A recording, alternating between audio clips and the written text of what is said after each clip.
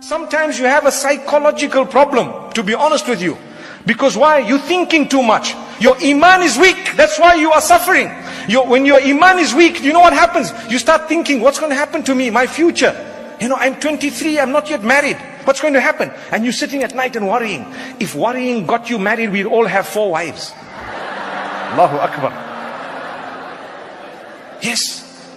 You stop worrying in that way. Worrying never solves a problem. Trust me. Lay your trust in Allah. Do what you can in your capacity. Go out and try as hard as you can. Never ever leave any stone unturned when it comes to your effort, and leave the rest in the hands of Allah.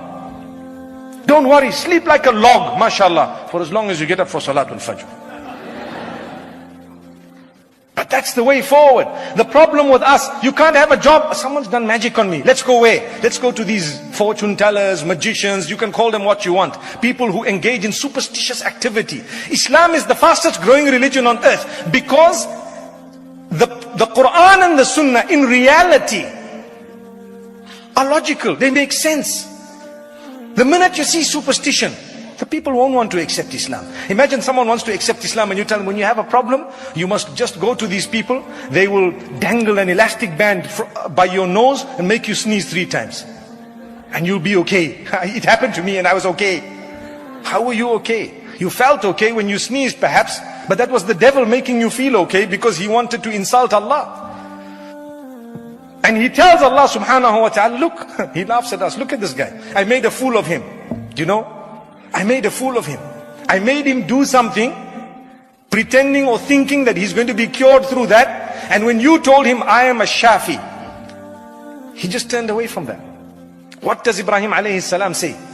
وَإِذَا مَرِضْتُ فَهُوَ يَشْفِينَ. When I become sick, it is He, Allah alone, who is the owner of cure. He will cure me. I don't turn to anything else. So keep on making dua. One might ask, okay, if I want to protect myself from these things, what do I do? Number 1, every morning and evening, put a metal armor around you. How do you put that around you? You don't want to be affected by jinn. You don't want to be affected by black magic.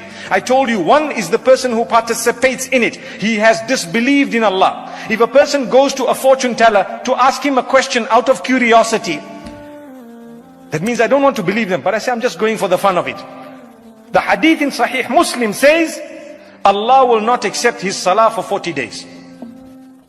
You go to a fortune teller, okay, right, tell me my fortune. I'm just joking. I just want to see what he says. No, I didn't believe in it. I just want to see. Allah says, even if you just wanted to see what he said, your salah is not accepted for 40 days. It's a hadith in Sahih Muslim by Muhammad sallallahu alayhi wasallam.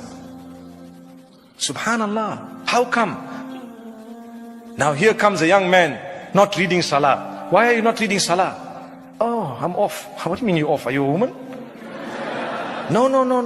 I went to a magician, now 40 days I'm just off, Astaghfirullah. That is not the meaning of the hadith. The meaning of the hadith is that for 40 days, the reward of your salah is not achieved. You have to read it, you have to fulfill it. If you don't fulfill your salah, you will be punished. And when you fulfill it because you did something evil, the reward of it is not there. Similar to a person who's drunk alcohol or something intoxicating. The hadith says 40 days, salah is not accepted, which means the reward of the salah will not get to you. It's like payment of a punishment. Your salary is being deducted. You still have to go to work. If you don't go, you're not going to get a salary. You have to go to work, you will get a salary, but it's deducted as a fine for something you did that was bad.